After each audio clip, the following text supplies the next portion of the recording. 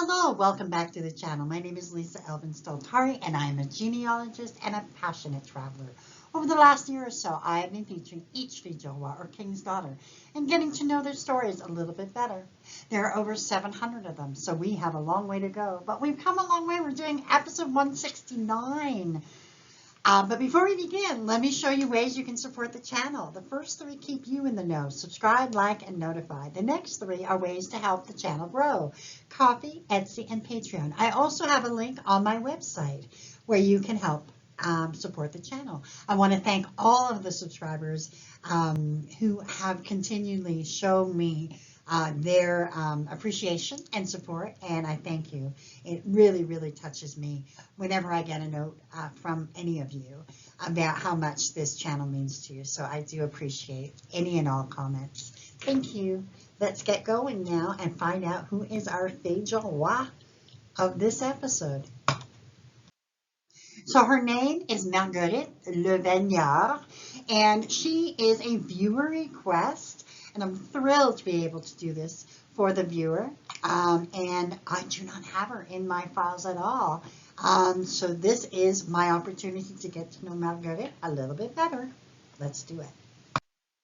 So Marguerite was born in 1651 in a commune called Saint-Saëns in France. Her parents were Jean Levaigneur and Perrette Cailleteau.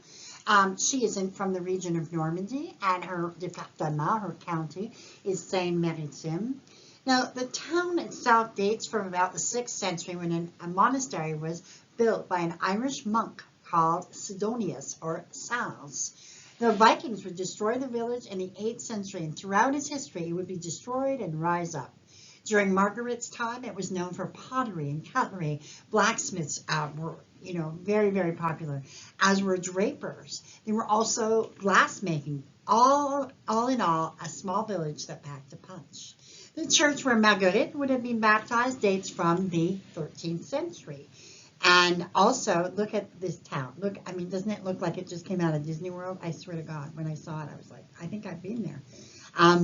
But this is where she's from. Let's have a look at how she comes to New France. After her mother's death, she left for New France on the Saint Louis de Dieppe as a fille du roi. She arrived in Quebec on September 25th, 1667. Within a few weeks of coming, she entered into a contract with a man named Bernard Delpage, but it was canceled, and he went on to marry another fille du roi named Marguerite Jourdain, who we have not yet profiled. So, who's going to be the groom? So the groom that would eventually select her and who she would select, his name was Léonard Montreux de Francœur. He was born in 1647 in a commune called Mailly, France. His parents were Léonard Montreux and Jeanne Canet. So he is from the Nouvelle-Aquitaine region. You can see it circled there. And the département is Vienne. So he's in the top part, almost in the Centre de Val de Loire or Pays de la Loire. So it's really in the middle of France almost. And the church where he would have been baptized is the church, the Notre-Dame de l'Assomption, and dates from the 12th to 13th century. This is Mailly as we see it today. Beautiful, beautiful. What else would you expect? Right? It's a very agricultural place. Now we come to New France as part of the Carignan Regiment with the Compagnie Froment. In June 18, 1665 is when he landed in New France. Finally, on March 1st, 1668, Léonard and Marguerite were married in Montreal. This family moved around quite a bit at the beginning, and let's first look at where they settled. Grondin is where they settled first. He received a grant of land.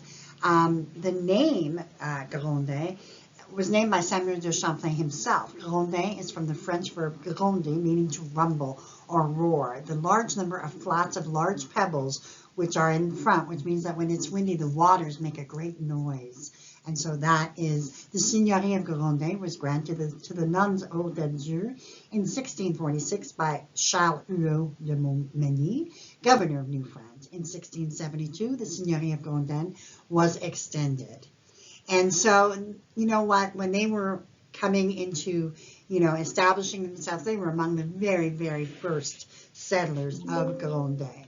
So you can begin to see the windmill at Gagne is the oldest surviving one in the province of Quebec. It was built in 1674, and our couple married in 1668. So obviously this is part of what they would have seen. So I think that's kind of neat. Where do they go to next? Next, they settle in La Parade. Sainte-Anne-de-la-Parade is a municipality which is very well known. And it's located along the mouth of the Sainte Anne River, along the Chemin du Roi, a historic segment of Quebec, Route 138. And it's actually the capital of Tommy cod fishing, for those of you who are fishing connoisseurs. Thousands of tourists come to Sainte Anne for ice fishing during the months. So obviously, around late December to mid-February is usually the time. And the centerpiece of the town is the Sainte-Anne-de-la-Parade Church, a Catholic church near the banks of the Sainte Anne River, modeled after the Notre Dame Basilica in Montreal. And so this is, if you go here, this is the first, kind of division of land that was there. And also on the bottom is the Sainte Anne Seigneurie that you can tour. And I fully intend to do that this summer, actually. So this is really, really the beginnings of Quebec. They were right there, really founding all of these different places. And I suspect he just took from one land grant and then sold to another one. And finally, they would end up in this new place. Let's have a look where they finally settle. They finally settle at Varennes. Varennes is an off-island suburb of Montreal now. And the history of Varennes starts with the arrival of the Carignan-Salière Regiment.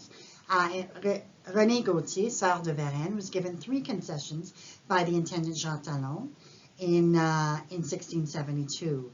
Le Tremblay, La Gabelle, and Varennes. Jacques René, one of his sons, was the second seigneur of Varennes. 5 seigneuries later composed the Varennes parish, so it kind of grew. They were the seigneuries of Cap de Varennes, de Ile Sainte-Thérèse, de Grand Maison, du Cap de la Trinité, and Cap Saint-Michel. And this town was actually captured by the British in 1760 during the Montreal campaign. And it was part of the province of Quebec and then of Lower Canada before it was returned to Quebec again in 1867 due to Canadian Confederation. So lots and lots and lots of history here. This is the 1681 census. I just want you to pay attention. It is, you can see that they have Léonard de Montreuil. His name would change to Montreuil, and that is what his descendants would use. So that is just one of those small little bits of information that is important when you're connecting those dots. Then we have Marguerite there, and we have their one and only child, Barbe, who's 12 years old. They have 1 gun, 1 cow, and only 1 arpent valeur. So this is what they're doing, buying and selling land and kind of establishing themselves.